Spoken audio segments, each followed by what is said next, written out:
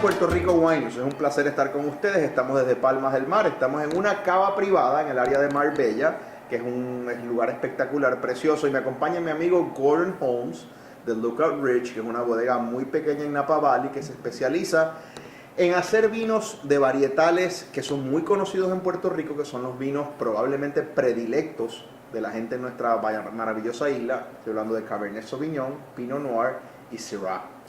Gordon, como nos va a contar, tiene un programa muy interesante desde el punto de vista filantrópico, desde el punto de vista de compromiso social, porque él ayuda a gente necesitada que no tiene movilidad, y él nos va a hablar de eso un poco. Así que now we're going to switch to English. So Gordon, it's great to have you here in the program. Thanks. Mucho gusto. Thanks for the opportunity. Thank you. And I know that you just moved to Puerto Rico. You're going to be Yes. living in the island for 6 months, right? Out of the year?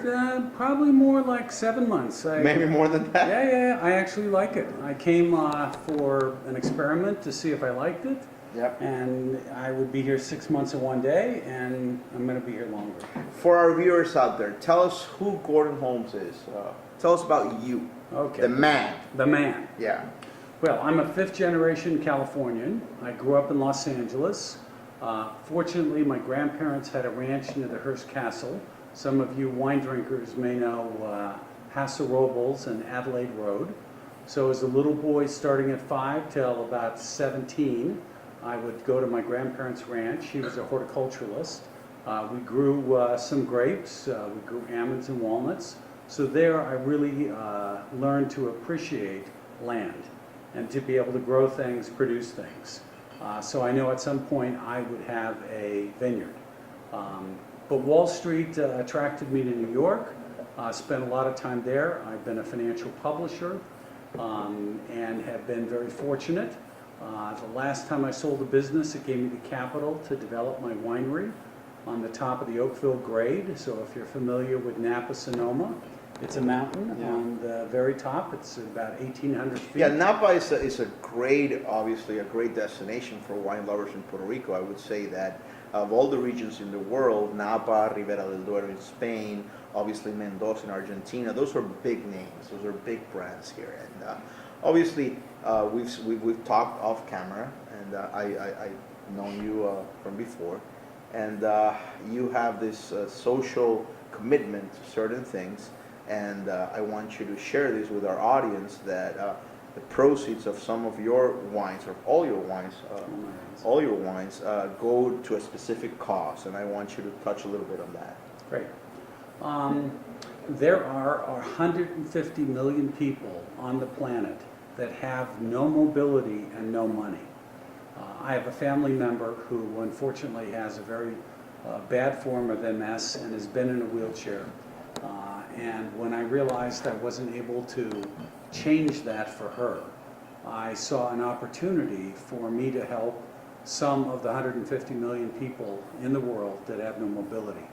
So I converted my winery into a philanthropic cause, so that some of the money that we generate of all of our wines goes to providing wheelchairs to people around the world. I personally have been to Mexico, Ghana, Mali, Tanzania, the Philippines last year. I'll be in Mexico again this year, and I'm proud to say in January we're going to be giving out our first 100 wheelchairs here in Puerto Rico. That's just great. And when you first called me a couple of months ago, and you said that you had just moved to the island and that you were wanting to expand this program that has already given so much hope and opportunity in Africa, in Central America, to Puerto Rico, I was just taken by it. And when you mentioned about the wines, and when you said that you had this winery, obviously I did a little research, and I came across very interesting information that you work with some of the best winemakers in California, that you have assembled what you may call a dream team of winemakers. So you may want to touch on some of them, and we have 3 wines here. We have a Greg LaFollette Pinot Noir, we have a Andy Erickson Cabernet, or a blend, and we have a Marco Di Giulio Syrah. So I want you to share with our audience a little bit of information about your winemakers. Well, as you said, Eduardo, I am blessed. I don't put a gun to any of my winemakers. They all do it because they feel the same compassion that I do, to be able to take part of their gift and give it back to people. As most of you know, a normal winery has one winemaker and they make various varietals. Being a Wall Street guy, I look at it as a little bit differently, where I want Andy Erickson to make what he wants to make, what he's passionate Let me about. just say this very quickly. Andy Erickson is the guy who put Screaming Eagle in the map. Screaming Eagle being a cult wine in California, probably one of the most valid price wines in the world. So that's who Andy Erickson Yep. is. And switching to Greg LaFollette, Robert Parker calls him one of the top 5 Pinot Noir makers on the planet. You know, Greg is a master winemaker, as all of my winemakers are. But when you ask him what is he the most passionate about, it's Pinot Noir. Marco Di Giulio is a single vineyard sort of guy. The guy who put La Colla in the map. Exactly, You exactly. want to say that. Exactly. So you have Magic Johnson, Michael Jordan, Larry Bird, Will Chamberlain. You have the best of the best, I'm right? blessed. Yeah, you are. So we have Greg LaFollette Pinot here in the glass. I want you to do a little live tasting with us and tell us what you get in here and what you want to share with our audience. I notice a very elegant nose. It's ripe, but you have that earthy component, Right. and you have those spices, and you have that that quality that Pinot Noir is the only grape that allows you to get, and that's the ethereal component to it. Well, one of the things that I like about what Greg does with his Pinots, it's very fruit forward. And a lot of my wine buyers look for that. Another thing that is a bit different in Greg's Pinot Noir is Pinot Meunier. Yeah. Why don't you talk about Pinot Meunier? Well, Most Pinot Meunier is people one of don't know. Pinot Meunier is one of the 3 grapes that are authorized by Champagne. Champagnes are mostly Chardonnay, Pinot Noir, and Pinot Meunier. So Pinot Meunier is one of the 3 grapes that are authorized by the Champagne AOC, and obviously it provides the wine with the acidity, the structure, to obviously harmonize with the other grapes. Yep. For you guys, and you guys have been following us for a while now, and I'm very grateful to you. This Pinot Noir is so elegant, and at the same time is ripe, is bold, is packed with the good stuff. It's packed with fruit, packed with spices, and obviously, I don't know whether you touched on this, but every bottle that you sell goes to a wheelchair that you purchase, Yep. or the winery purchase, to benefit a person who has no mobility, right? Yep. So I think this is a beautiful Pinot Noir. All of your wines retail for $125. Yes.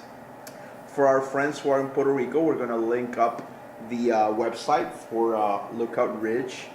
Maybe you want to share with them why Lookout Ridge, why the name, why the label, and why is it that you have one of the best locations of all of Napa Valley in terms of terroir, in terms of good fruit. Well, let's look at the label. This would be Sonoma Valley, that would be Napa. We are literally on the top of the mountain. We're at about 1,800 feet. We're all south facing. We're volcanic rock. So the rocks give the mineral taste to the wine. They give the complexity. We dry farm our grapes. So this is a very intense flavored berry. We drop a lot of fruit. My program is all about quality as opposed to quantity. It's a limited production. Right here, our friends, this is 100 cases. 100 cases that are made of this wine. This is a big bottle, man. You cut no corners right there. It's a big bottle. Exactly. Let's go. Let's And move before on. we move on, I should say that this fruit actually comes from the Vanderkamp Vineyard, Okay. which is atop of the Sonoma Mountain, and has the Sonoma Mountain appellation. So our vineyard, we will get a taste of our Syrah, and we grow Cabernet. And actually, starting next week, we will be planting Sauvignon Blanc. That's nice. Yes. This will be your first white. Your first My white. first white, correct. Okay. Let's go into the Syrah. This is Marco Di Giulio 2007 Syrah. We had this off camera a while ago. This is the guy who, in a way, put Locoya in the map. A very experienced winemaker, and this wine is just delicious, and it's very fleshy. It's very sexy. It is a sexy wine. It's dark. Obviously, it's packed with the good stuff. It's packed with those blue black fruits and the spices and the menthol and those notes that only Syrah can achieve. That sort of take you to dry cured meats and those bacon fat components that make the wine creamy and yummy at the same time, and you want to desperately pair them with food. So tell us about this '07 Syrah. What can you tell our audience? Well, as many of you know, 2007 was the best vintage in the history of California winemaking. And at Lookout Ridge, where this fruit was grown, that was exactly what happened. It was just an incredible year. It's funny, I balance good years and bad years with the stock market. As some of you might remember, the 2007 was like the peak of the market. And I was blessed to have 2007 be the best vintage. It was a pretty small crop, and as I said, we are diligent in terms of dropping fruit and having the best grapes for our Gobbles winemakers. of chocolate and the massive structure in this wine is going to drive a lot of our viewers crazy. This is a wine that you can pair with the heartiest of dishes in Puerto Rico. This would be amazing with a mofongo and churrasco. This would be amazing with chuletas cancan. I can see a lot of our friends here in Puerto Rico having some of this wine, even with the Thanksgiving turkey and all the good stuff that comes with it. Well, you want to know what a lot of people tell me about the Syrah? I am personally not a sweet. This is usually another glass of wine is typically my dessert at a dinner. But a lot of people tell me they love this with chocolate. Okay, yeah, it makes sense. I can see that because yeah. I get the milky chocolate component. Only 100 cases made out of this wine, and it's just yummy and fruit driven. And I see a lot of people in Puerto Rico really enjoying this Yeah, wine. and we should make a point. If you go to the Lookout Ridge website, you'll notice that the only wines that are currently available are 2010. So, as a special favor to my new compadres here in Puerto Rico, and with you, honestly, this is out of our library. Are you going to be selling wines to Wino right there? If we get a note from his mother, From his maybe. from the mother? Mother, maybe. Gosh, Yeah, I'm that gonna may not happen. I'm gonna end up paying for that. Yeah, man. exactly. So and now we're gonna move to one of those wines that mark a before and an after. This is Andy Erickson 07 Cabernet Sauvignon. Obviously, it's a red wine. It's not Cabernet Sauvignon because it's primarily Cabernet Franc. Good buddy that I met through the airwaves. Obviously, Gary Vaynerchuk spoke about this wine in his program. This wine comes, as Gordon just said, from one of the best vintages of all times, 07. And for me, this wine is just amazing. This is a very close to a perfect wine. It comes from the Madrona Ranch. A lot of you guys out there that follow us know that Abreu makes a killer Madrona Ranch wine. This is prime fruit. This is as good as it gets. And this is only 24 cases. That's, if you can picture that in your head, 24 cases. This is as exclusive as it gets. So tell us about this wine, Gordon. What can you share with our audience if they want to purchase this? What would you say to them? I'd say run quick. As Eduardo just said, Andy only made 24 cases, and that's partially because prior to last year, I only had 2 acres of Cabernet, which I had multiple winemakers making out of my vineyard. Andy's always said, Gordon, what can I do to help you provide more wheelchairs for people? And that year I said, well, Andy, you've got limited fruit in my vineyard. Do you have access to any other fruit? And he said, well, let me go check it out and see what I can do. And he came up with this. And it, as Eduardo said, this is an amazing blend. Unlike Marco, who is a single vineyard sort of guy, only making wine out of the fruit that comes from a single vineyard, Andy and Greg are master blenders, if you will. So this is a very unique wine, and as I said before, this is out of our library. I think out of 24 cases, we have less than 10 cases left. So I want to share a piece of information with our followers. I am personally going to be purchasing some of this wine. I think it's one of the best wines I've had this year, 2014. As you guys know, we round up a list of the best wines we've had in the year. This wine is amazing, only 24 cases made, and it's so elegant, at the same time so filled with black fruits, blue fruits, red fruits, the mineral component, the graphite, pencil lead. It comes from top-notch fruit. So for 125, I think you're losing money with this one. But it's just fantastic. This is one of the wines that I'll cherish forever.